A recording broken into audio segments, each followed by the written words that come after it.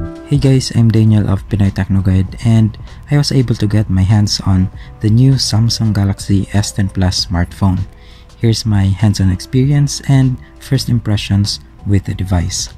The Samsung Galaxy S10 Plus looks and feels sleek and premium with its glass and metal body with seamlessly curved edges. What's different now is the Infinity O display and triple camera setup at the back. The screen leaves very little space in the bezels that there's no more room for the front camera. Samsung's solution is to use laser cutting technology to punch a hole in the upper right corner of the screen. You'll notice this at first but will eventually be negligible after a few hours of using the phone. The screen itself is bright, very responsive, and easy on the eyes. It has several new technologies such as Dynamic AMOLED and HDR10 Plus that further make images and other graphics look better.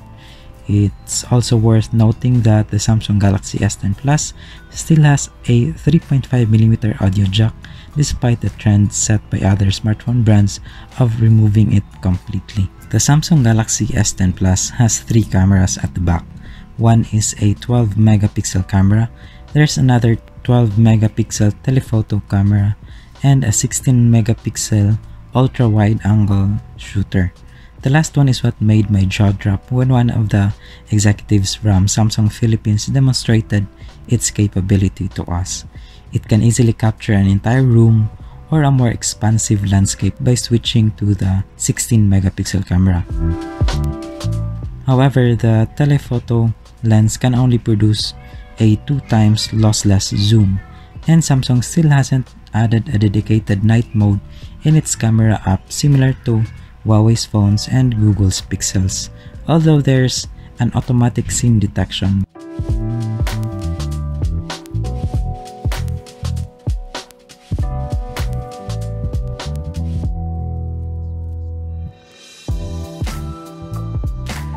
The Samsung Exynos 9820 powered Samsung Galaxy S10 Plus is what will be available in the Philippines. It has an octa-core CPU that maxes out at 2.7 GHz, 8GB of RAM, and Android Pie based One UI.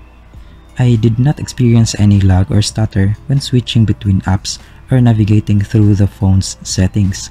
I also played some games on the device and it ran even the most resource-intensive ones smoothly.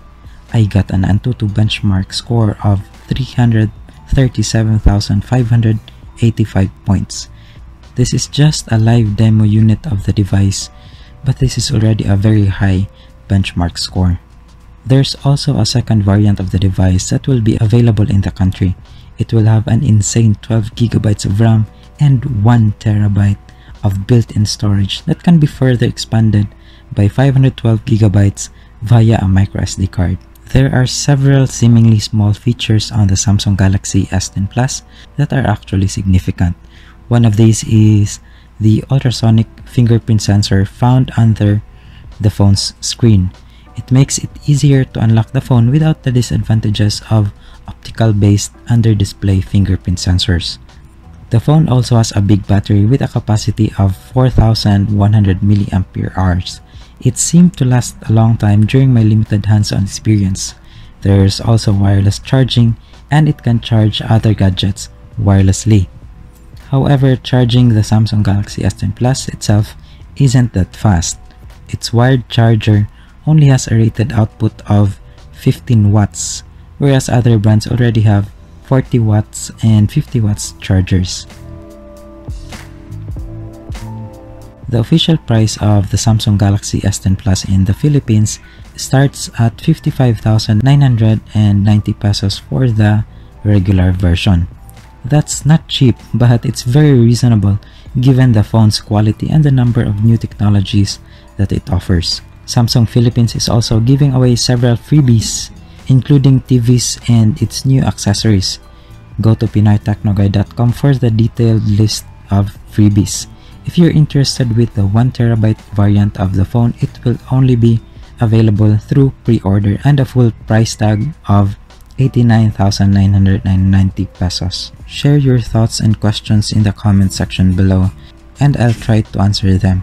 Don't forget to follow Pinoy Techno Guide for more information about the Samsung Galaxy S10 Plus and its siblings or any other new smartphone in the Philippines.